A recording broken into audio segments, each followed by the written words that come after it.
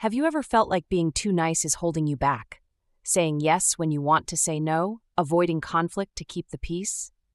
In this episode of Cognitive Curves, we're diving deep into the psychology behind why being overly nice can actually be detrimental to your personal growth.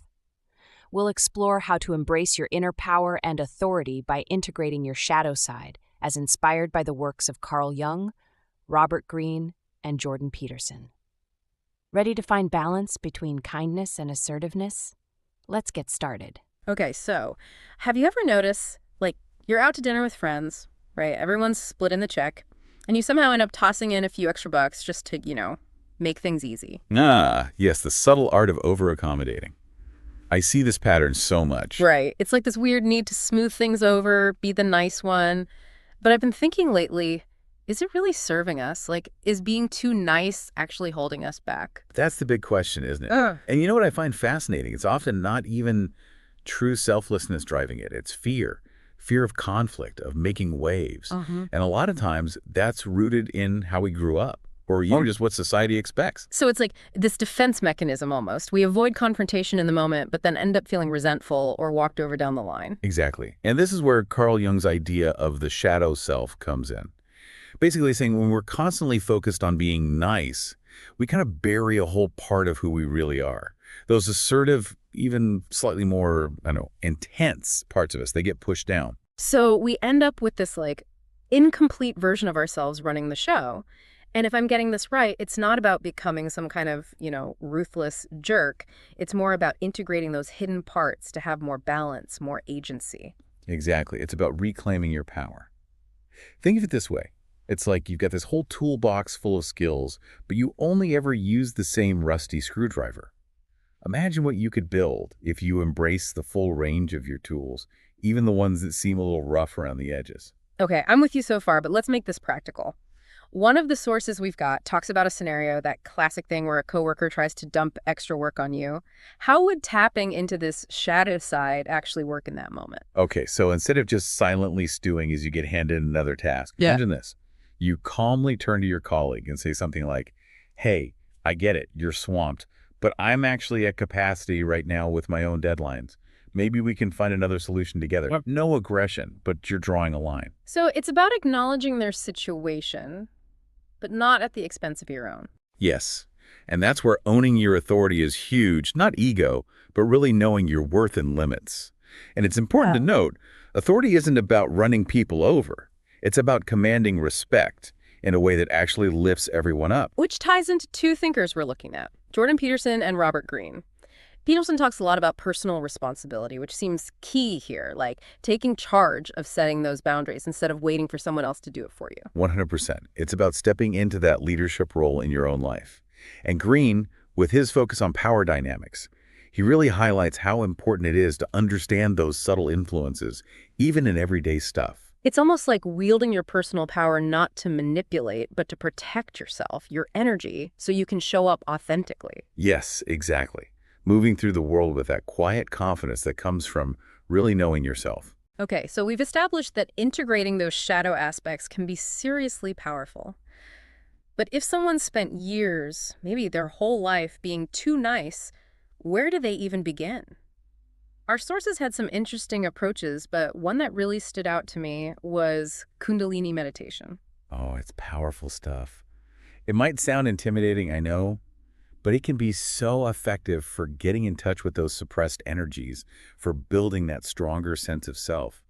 Kundalini meditation, especially when you're using it to work with the shadow self, can be amazing. It's not about erasing those parts of us. It's about actually inviting them in, figuring out what they're there for. So it's like we're finally letting all the different parts of ourselves into the room, right? Not just the ones that always get invited to the nice party. Exactly. And one of the most powerful Kundalini meditations for this is called, and get this, Conquering the Shadow. Now, before you go picturing some dark room with spooky chanting, it's way more approachable than that. I have to admit, my imagination was going a little wild there for a second. No worries. Conquering the Shadow uses visualization, breath work, and a mantra, those core Kundalini things. And you'd start in a comfortable seated pose, but with a straight spine. Posture is actually really important in Kundalini because it helps get that energy flowing. I am all about good posture. It instantly makes you feel more confident. Right. So you're grounded in that strong posture, and then you're focusing on your breath. Deep inhale through the nose, nice slow exhale through the mouth. And here's where the visualization comes in. As you're breathing, you're going to picture your shadow self. Okay, so this is where things get interesting. How are you supposed to visualize something as abstract as your shadow? Well, that's kind of the beauty of it. It's going to be totally unique to you.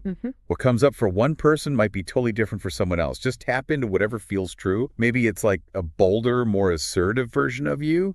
Or maybe there's even an element of, I don't know, danger or intensity to it. The important thing is you're not trying to make it go away. You're acknowledging it, accepting that it's a part of you. Instead of fighting it, you're making friends with it. Exactly. And to make that sense of acceptance even stronger, you're going to use a mantra, I am whole, I am strong. Repeating that as you're visualizing, it really drives home this idea that these parts of you, even if they're not always comfy, they actually bring strength, wholeness. I like that a lot. It's like recognizing that our power comes from accepting all of ourselves, not just the parts that fit into some perfect little box. Yes. Now, while conquering the shadow is about acceptance, there's another Kundalini practice called awakening the warrior within. That's about, well, taking action based on that acceptance. It's less about facing the shadow, more about finding that inner strength to set boundaries, stand up for yourself. So it's like the next step. We've befriended the shadow. Now how do we actually move through the world with it? I like how you put that. So for awakening the warrior within, the posture is really powerful. You sit cross-legged, hands and fists on your knees, thumbs pointing up. It's about harnessing that strength. I can see how just sitting like that would make you feel more ready to take on the world. For sure. And the breath work here is all about inhaling strength and exhaling fear. Like literally breathing courage, breathe out those doubts. Sounds incredibly empowering. This one has a powerful mantra too, right? Oh, yeah. It's a strong har, har, har chanted from the navel. No holding back on this one. You really put your all into it. The har sound in Kundalini, it's associated with action, breaking through stuff, which is exactly what we're going for. These Kundalini meditations sound amazing. But for people who are new to this whole inner exploration thing, what are some other ways to start integrating those shadow parts and becoming more assertive? I know our sources mentioned something called parts integration from the world of NLP. Parts integration is super interesting. It's based on this idea that we've got all these different parts inside us, almost like inner characters. And sometimes those parts are in conflict. Like that whole angel on one shoulder, devil on the other thing, but maybe a little more complex. You got it. So with the whole too nice dilemma, you might have one part that's all about making everyone happy, avoiding conflict no matter what. And then there's another part that's like, hey, I've got needs too. Boundaries, please. And NLP's parts integration helps those parts make peace. Exactly. It does this through identification, dialogue, and then finally, integration. You begin by giving those parts names. So, I don't know, maybe you've got pleasing Paul and boundary-setting Brenda. Love it. Giving them names makes them seem so much more real, like you can actually work with them. Totally. Then you close your eyes and you really picture these parts. What do they look like? What's their vibe? What's motivating them? By visualizing, they become clearer. It's like you're bringing that internal struggle out into the open. Exactly. And now, here's where it gets really cool. You're going to have a conversation between these parts. Ask each one what it wants for you, what its big goal is. What's fascinating is usually both parts have good intentions, even if their methods are different. It's not about one part being right and the other being wrong. It's about understanding where they're both coming from and helping them get along. You got it. Maybe pleasing Paul ultimately wants you to feel loved and accepted, while boundary-setting Brenda just wants you to feel respected and valued. Both good things. So once those parts have talked, understood each other, you then picture them merging. They blend into this integrated self that has the best of both. So you figure out how to honor your own needs while also having healthy relationships. Exactly. You might even give this new integrated part of you a brand new name to represent that balance. That's such a cool visualization, taking those separate parts of yourself and creating something more whole and authentic. It's a really powerful process. And the best part, you can use parts integration for any internal conflict, not just this too nice thing. Anytime you feel that inner push and pull, identify the players and help them make a treaty. So you become like the diplomat of your own mind. I love that. It's about creating inner harmony, which then lets you be more authentic and confident out in the world. So we've got Kundalini meditation and NLP giving us these amazing tools for self-discovery and integration. Our sources also talk about this technique called progressive confrontation. Is that as, I don't know, hardcore as it sounds? It might sound a little intense, but it's actually a really gradual, even gentle way to build assertiveness. The idea is you don't have to go from 0 to 100 overnight. You take baby steps, building your confidence as you go. That's reassuring, especially for those of us who are, shall we say, confrontation averse. So how do you start with this progressive confrontation thing? Start small. Pick low-stakes situations where you can practice asserting yourself without it feeling overwhelming. Like it could be something as simple as saying no to a social invitation when you're feeling burned out, or maybe it's voicing a different opinion in a meeting, even if it's just a small difference from what everyone else is saying. It's funny how saying no can be so tough for people pleasers. Right. It often goes back to that fear of disappointing others or stirring up conflict. But honestly, learning to say no to the things that don't serve you, it actually frees you up for the things that truly matter. That's such a good point. It's about setting boundaries, putting yourself first, and realizing that no can be an act of self-care. 100%.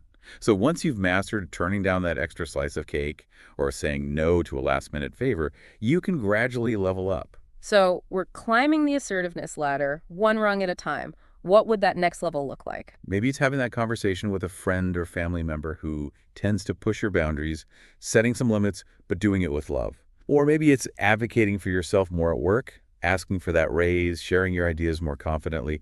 It's all about upping the ante as you build that assertiveness muscle. It sounds like such a great way to get out of your comfort zone, but at a pace that feels manageable. And speaking of empowerment, let's talk about some other ways to embrace those shadow selves and step into that power. One of our sources highlighted how important journaling can be for this kind of inner work. Yeah, journaling. It's always presented as the tool for self-discovery, but how can we use it specifically for this, like integrating our shadow selves that we're talking about? It's like journaling gives you the space to really explore those hidden parts of yourself without judgment, you know? It's like having a heart-to-heart with your own mind. So not just like venting about our day, but actually digging into those too nice patterns and changing them. Yeah. One thing that's really powerful is using journaling prompts that are designed to pinpoint those shadow tendencies. Like, for example, let's say you're someone who always says yes, even when you're already swamped. Oh, tell me about it. It's like my automatic response is, yep, I got this. Even when my to-do list is a mile long. Exactly. So a good journaling prompt might be something like, think about a time recently when you were too nice, when you agreed to something even though you didn't really have the time or energy. What was the fear there? What were you scared would happen if you said no? It's like getting to the bottom of those fears that are driving those people-pleasing habits. Exactly. And once you've figured out what those fears are, you can start challenging them. Journaling can also be great for those times when you do assert yourself, even in little ways. Like maybe you finally spoke up at a meeting or you set a boundary with a friend. Write about how good that felt. To be true to yourself, what happened? Was it actually as scary as you thought it would be? Ooh, I like that. It's like giving yourself props for those little wins. It is. Celebrating those wins is huge, especially when you're trying to embrace this more authentic, empowered side of yourself. It's a journey, right? Not some finish line you cross. And you got to be kind to yourself along the way. So true. It's easy to get down on ourselves when we slip back into old habits, when we don't act like that more integrated version of ourselves we're going for. Totally get it. But here's the thing. Those shadow parts of us, that assertiveness, the boundaries, it's not that they're bad or wrong in themselves. It's more like maybe they were shamed out of us or we were told to keep them hidden. When we embrace them, it's not about becoming someone else. It's about becoming more ourselves. So how do we stay compassionate with ourselves while we're doing this deep work? How do we integrate those shadow parts without being, super hard on ourselves? First of all, remember, you are not alone in this. Yeah. Literally everyone has a shadow side. It's Yeah. part of being human. And then it's like, treat yourself the way you treat a really good friend who is going through the same thing. It's like that whole treat others how you want to be treated idea, but turned inward. Yeah. Treat yourself how you treat someone you love. Exactly. We're so often way harder on ourselves than we'd ever be on someone else. Give yourself that same grace, that same understanding.